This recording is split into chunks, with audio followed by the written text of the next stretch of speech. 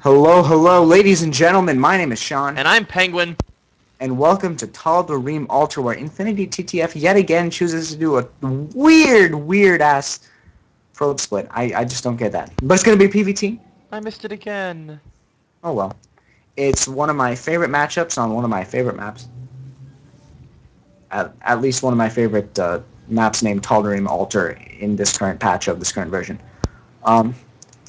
So yeah, here in the top left corner we have our Goldie, or is he Diamond. gold? No, he's Diamond. He is Diamond. It's going to be Diamond versus Master, so it's going to be David versus David's older, slightly more muscular brother. And it's going to be Zabro, the pink Terran, versus our orange Penguin. The orange Protoss is going to be InfinityTTF, and you may recognize these names as Zabro, the Diamond League representative who did take out VG's Anfield.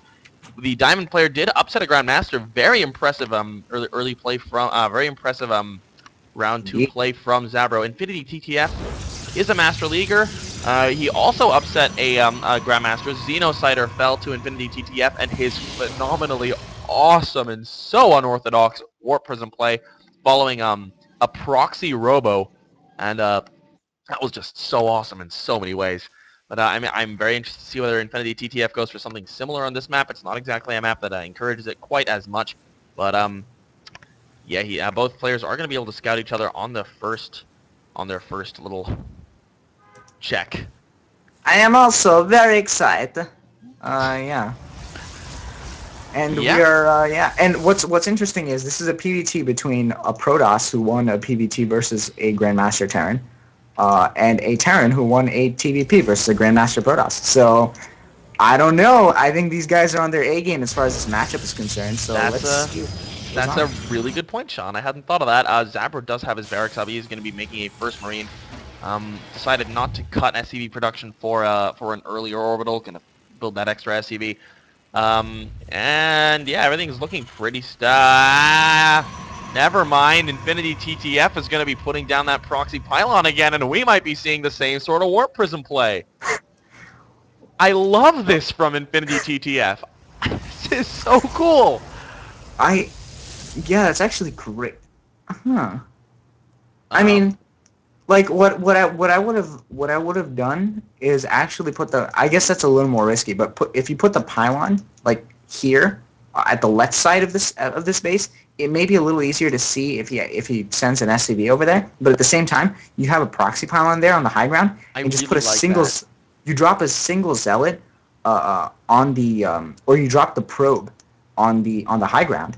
And then you can have the Warp Prism in the middle line, and then you have a proxy pylon on the right side of the base, and then suddenly you can do double-pronged attacks from within the same base. Yeah, I really like that idea from you, but it's not gonna be what he does. The Robo facility and the gateway go down, and InfinityTTF is gearing up to do the same sort of Warp Prism play. This is InfinityTTF's proxy 1-1 build. This is brilliant though, because if you're Zabro, you run into InfinityTTF space, and what do you see? You see 3 gateways. You see, okay, he's gonna be going for a 3-gate expo or a 3-gate robo. Or a 3-gate robo, because like 3-gate robo without if you don't see the expo and you've just got like the engineering bay there. What I feel like TTF should do is just get a stalker out and just like kill that SCB scout and just go and like try and hit that NG bay down just to keep Zabro guessing. Yeah, I really agree with that. I mean, sure, it costs a little bit of gas, but Warp Prisms don't cost any gas. Oh no, Zabro's gonna see it! Oh boy. Oh boy. The question now is whether or not he has enough time to deal with it. The Warp Prism is already on the way out. Warp Gate has just finished, and I don't know if he has enough time to deal with it. What he could do is he could finish the engineering bay at his opponent's natural and then start a turret. That would be brilliant, but it doesn't look like he's not going to do it. I don't think he's going to be doing that. The Warp Prism is about to finish. He has enough Stalkers to warp in there. There are Marines to deny it, though. And I'm interested. Ooh, he's actually leaving. The Marines are going back towards the front. The Warp Prism is going to be able to drop them on the high ground there, and the Marines are... they're coming back. No. He is going to be able to get the Warp Prism away. Nice play by InfinityTTF. We'll be able to get a couple shots on those Marines with the high ground vision, but all of a sudden, InfinityTTF, no awesome. Well, there is with the Warp Prism, but No, as in like, yeah, that's the Marines don't have a high ground advantage because the Stalkers are there and they're just tearing the Marines to True. pieces. And here we go. The elevator is happening, and the units are in the main. Here we go. A couple of workers are going to go down. He will be able to warp more as soon as the cooldown on those buildings on the warp gates finish. There we go. More zealots being warped in. Forces to cancel on the bunker there. There is another bunker closer to the mineral line. I do like that bunker placement from Zabro, but InfinityTTF is going to be doing a lot of damage here. And I think what he really needs is a couple of sentries in there to force field around the bunker. But here comes a lot of workers are dying to this little war prism push.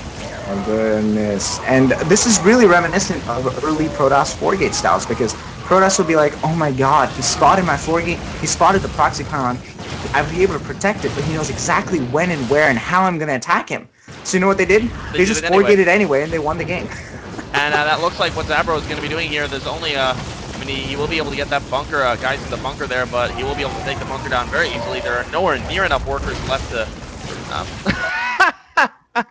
Zabro drops the fucking noob and leaves, and InfinityTTF is sure as hell isn't a noob. He did defeat Xenocider with that build, but and Zabro. What would interest me is to see Zabro play this guy in a standard macro game. Is like, I think you actually by cheesing a high master Protoss actually reduces his chances of winning like straight up against the Terran. So like, I don't know, like he was outclassed, but at the same time, I don't know. I just love that build. That build is so cool.